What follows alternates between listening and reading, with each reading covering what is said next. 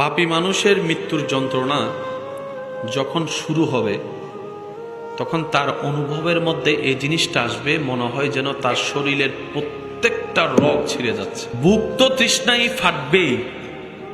তৃষ্ণার যন্ত্রণা বড় মারাত্মক জিনিস, গলা শুকাই যায়, আওয়াজ পর্যন্ত বের হয় না।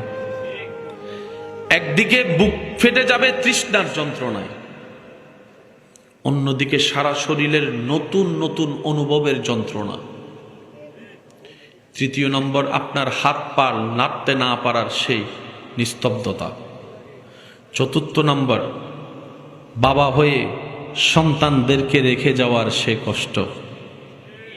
একটা আওয়াজ দেন।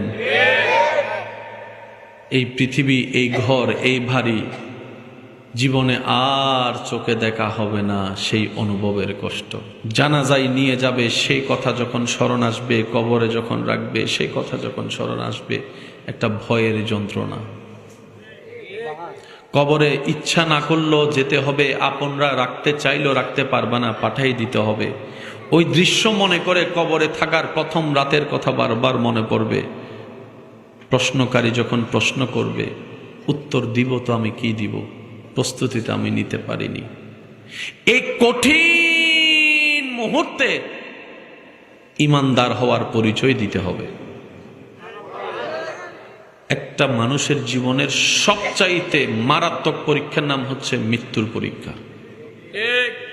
আল্লাহর কাছে সবসময় দোয়া করবেন, আল্লাহ শেষ বিদায় বেলার যাত্রা যেন আমার জন্য, আমাদের জন্য, আমাদের সকলের জন্য যেন রাস্তাটা আল্লাহ সহজ হয়।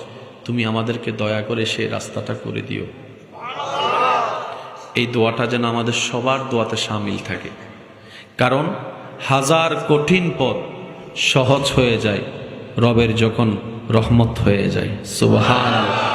আগুন শান্ত হয়ে যায় রবের যখন হুকুম হয়ে যায়। মাছের পেটেও জীবন যায় না রবের যখন হুকুম হয়ে যায়। রবের যখন হুকুম হয়ে যায়, দুনিয়াবি চুকে পরাজিত হওয়ার পরও সেই ব্যক্তি দুনিয়া এবং আখেরাতে সমস্ত জায়গায় ইজ্জতের সাথে জয়লাভ হয়ে যায়। সুবহানাল্লাহ। আল্লাহ তাআলা আমাদের সবাইকে একটু ধৈর্যের সাথে আল্লাহর নিয়ামত নেওয়ার তৌফিক দান করুন। আমরা সব সময় দেখবেন জিততে চাই। আল্লাহ যদি কিছু বলে সেটা হবে, এখানে কোনো দ্বিতীয় অপশন।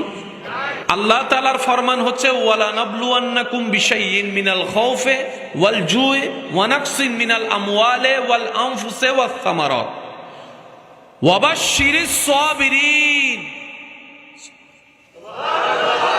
মন মতো হয় নাই। ফরমান কার? কাদের জন্য? আমাদের জন্য। বলেন কাদের জন্য? নির্দেশ কার? হুকুম কার? আদেশ কার? বাণী কার? পরামর্শ কার? উপদেশ কার? কাদের জন্য? আল্লাহ বলছেন আমাদেরকে, ওয়ালা নাবলুওয়ান্নাকুম বিশাইইন মিনাল খাউফি ওয়াল জুই ওয়া নাকসিন মিনাল আমওয়ালি ওয়াল আনফুসি ওয়াস সামারাত।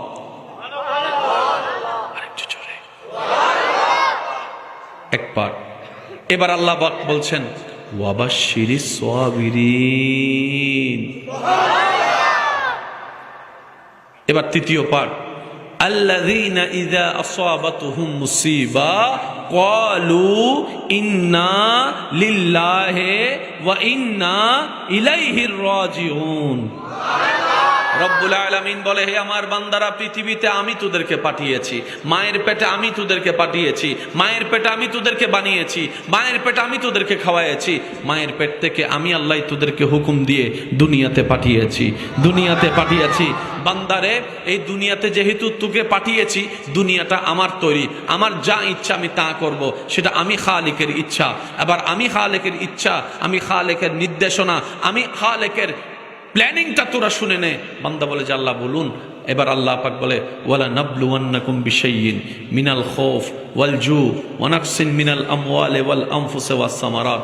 বান্দারে, এই কথা তুই মনে রাখবি, তুই যতক্ষণ মাটির উপরে থাকবি, আমি আল্লাহ তোকে পরীক্ষা করতে থাকবো, পরীক্ষা করতে থাকবো, পরীক্ষা করতে থাকবো, পরীক্ষা করতে থাকবো। কারণ দুনিয়া হচ্ছে পরীক্ষার ময়দান, হাসর হচ্ছে রেজাল্টের ময়দান। দুনিয়া হচ্ছে পরীক্ষার ময়দান, হাসর হচ্ছে রেজাল্টের ময়দান, আর জান্নাত হচ্ছে পুরস্কারের জায়গা। রব বলে, বান্দা স্মরণ রাখবি, কখনো আশাহত হইস না, মন খারাপ করিস না। দুনিয়ার মাটির উপর যতক্ষণ থাকবি কোনো না কোনোভাবে এগুলা তোর কাছে আসবেই পরীক্ষা হয়ে। আল্লাহ কি কি আসবে? রব্বুল আলামিন বলে, ওয়ালা নাবলুওয়ান্নাকুম বিশাইইন মিনাল খাউফি ওয়াল জুই ওয়া নাকসিন মিনাল আমওয়ালি ওয়াল আনফুসি ওয়াস সামারাত। রব্বুল আলামিন বলছে, বান্দারে যতক্ষণ তুমি থাকবা মাটির উপরে, নিঃশ্বাস তোমার চলতে থাকবে, তোমার দুনিয়ায় বসবাস থাকবে, আমি আল্লাহ তোমাকে বিভিন্ন প্রকার ভয় দিয়ে পরীক্ষা করব। বলেন সুবহানাল্লাহ। আর একটু জোরে বলি সুবহানাল্লাহ। এইগুলা মনের মধ্যে বসাই ফেলতে পারলে জীবন চলা কঠিন হবে না সহজ হবে? রব বলছে, যতক্ষণ বেঁচে থাকবা বিভিন্ন রকমের ভয় দিয়ে আমি তোমাকে পরীক্ষা করব। ওয়াল জুই ওয়া নাকসিন মিনাল আমওয়ালি ওয়াল আনফুসি ওয়াস সামারাত। আমি একটু শর্টকাটে বলি যাতে আপনাদের মনে থাকে।